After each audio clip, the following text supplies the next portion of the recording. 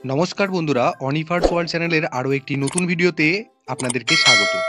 আজ আমি আপনাদের সাথে একটা অত্যন্ত গুরুত্বপূর্ণ রিক্রুটমেন্ট বিষয়ক নোটিফিকেশন নিয়ে আলোচনা করতে চলেছি, যেটা দেয়া হয়েছে দার্জিলিংয়ের ভূমি সংস্কার দপ্তর থেকে। তো চলুন দেরি না করে আমরা সরাসরি সেই নোটিফিকেশনটাতে চলে যাই। আর চাকরি সংক্রান্ত আরও এরকম গুরুত্বপূর্ণ তথ্য পেতে আমার এই অনিফার্স ওয়ার্ল্ড চ্যানেলটিকে সাবস্ক্রাইব করে নিতে ভুলবেন না। দেখো, এই হচ্ছে সেই notice. Government of West Bengal, office of the district land and land reforms officer, Darjeeling থেকে এই নোটিফিকেশনটা দেওয়া হয়েছে গত জুন মাসের 7 তারিখেতে।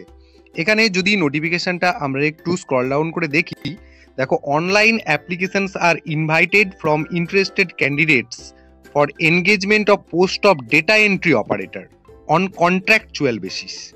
মানে যে সমস্ত আগ্রহী প্রার্থী যারা ডেটা এন্ট্রি অপারেটরের কাজ করতে ইচ্ছুক এই দার্জিলিংয়ের ভূমি সংস্কার দপ্তরেতে, তাদের জন্য অ্যাপ্লিকেশন নেওয়ার কথা এখানে বলা হচ্ছে। এবং সবথেকে গুরুত্বপূর্ণ ব্যাপার যে এটা কোনো পার্মানেন্ট পোস্ট নয়, কন্ট্রাকচুয়াল বেসিসে এই রিক্রুটমেন্টটা হবে।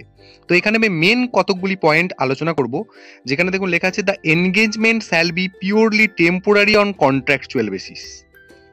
একদম সম্পূর্ণভাবে টেম্পোরারি এবং কন্ট্রাকচুয়াল বেসিস এই রিক্রুটমেন্টটা হবে। পরবর্তীকালে আপনারা এই ধরনের কোনো দাবি করতে পারবেন না যে স্থায়ী পদ করে দেওয়া হোক, তাই আগে ভাগেই নোটিফিকেশনটাতে বলে দেওয়া হচ্ছে। আর হচ্ছে যে this post beyond 3 years will be subject to satisfactory performance. যদি আপনার কাজকর্ম এবং আপনার পারফরমেন্স ঠিক থেকে থাকে এবং সেটা দরকার অনুযায়ী আপনার পোস্টের সময়সীমা বাড়ানো হতে পারে।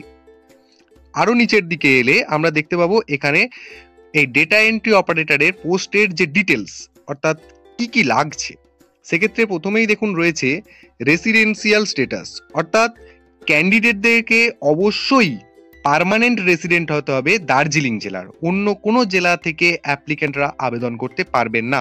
অতএব সেক্ষেত্রে আপনাদের কম্পিটিশনের পরিমাণটা অনেকটাই কম। এরপরে রয়েছে কোয়ালিফিকেশন, যেখানে বলা হয়েছে graduation with certificate in computer application. Graduation থাকতে হবে এবং কম্পিউটার অ্যাপ্লিকেশনে প্রফিসিয়েন্সি থাকতে হবে, যেখানেতে ওয়ার্ড, এক্সেল এবং বেসিক ইন্টারনেটের কাজ আপনাদেরকে অবশ্যই জানতে হবে। তারপরে রয়েছে এজ, যেখানেতে বয়স হতে হবে 21 থেকে 45-এর মধ্যে। তারপরে রয়েছে নাম্বার অফ পোস্ট, এটা অনেকটা গুরুত্বপূর্ণ জিনিস। মাত্র পোস্ট রয়েছে 5টা। এক্ষেত্রে কিন্তু কোন ডিভিশন, জেনারেল, এসসি, এসটি এসব কিছু মেনশন করা নেই। কিভাবে ওনারা রিক্রুটমেন্ট করবেন সেটা ওনার দপ্তরই ভালো জানবেন। তো এখানে মোট পোস্টের সংখ্যা হচ্ছে 5। এরপরে রয়েছে nature and duration of job. আগেও বলা হয়েছে যে এই জবটা পিওরলি কন্ট্রাকচুয়াল এবং টেম্পোরারি বেসিস, এবং কতদিনের জন্য নেওয়া হচ্ছে, মাত্র 3 বছরের জন্য। যদি সেক্ষেত্রে দেখা যায় যে পোস্টের ঘাটতি রয়েছে, তখন এই পোস্টগুলোকেই আরো এক্সটেন্ড করে দেওয়া হবে।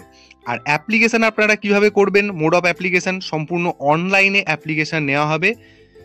তো আপনারা নির্দিষ্ট ওয়েবসাইটে গিয়ে অ্যাপ্লিকেশন ফর্ম ফিল আপ করবেন, কোনো অফলাইন বা অফিসে গিয়ে কাগজপত্র জমা করবেন না। এবার চলে আসি, এই যে পরীক্ষাটা হবে তার সিলেকশন বেসিসে আপনারা কোন কোন বিষয়ের ওপর পরীক্ষাটা দেবেন। এখানে সাবজেক্ট আকারে মাত্র 3টে জিনিস বলা আছে। এক হচ্ছে অ্যারিথমেটিক 20 মার্কস, অর্থাৎ গণিত, এবং সেটাও থাকবে মাধ্যমিক স্ট্যান্ডার্ডের। তারপরে রয়েছে সাধারণ জ্ঞান, সেটাও 20 নাম্বার, এবং কম্পিউটার নলেজ, যেটার উপর বেশি গুরুত্ব দেওয়া হচ্ছে যেহেতু ডেটা এন্ট্রি অপারেটরের কাজ, তাই সেক্ষেত্রে এর নম্বর হচ্ছে 30। অর্থাৎ টোটাল 20, 20, 40 আর 30-এ 70 নম্বরের রিটেন টেস্ট আপনাকে দিতে হবে। তো এই ছিল সম্পূর্ণ নোটিফিকেশন।